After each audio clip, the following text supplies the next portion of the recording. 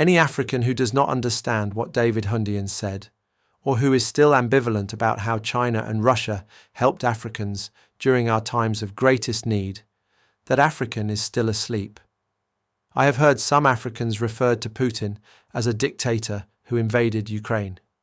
To me, these are Africans who drink CNN and Fox News and MSNBC as water and tea and coffee day and night, and there is really nothing we can do for such Africans.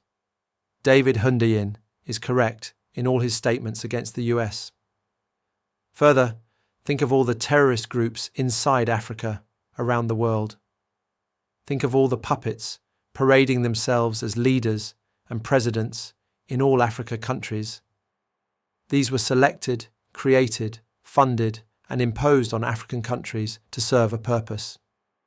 The US sees Black Africa as only source of resources. After a century of humiliation, China has now risen while the West is now declining.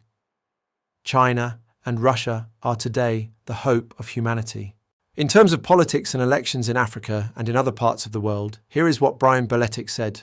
I keep going back to this ability of the US to infiltrate a country politically in terms of seizing its information space, education, rigging the political system.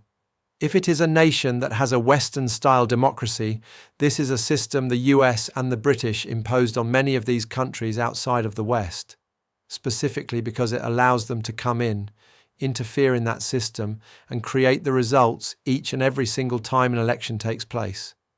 They create the results or outcomes that favour them and their interests at the cost of the interest of the actual country holding these so-called elections.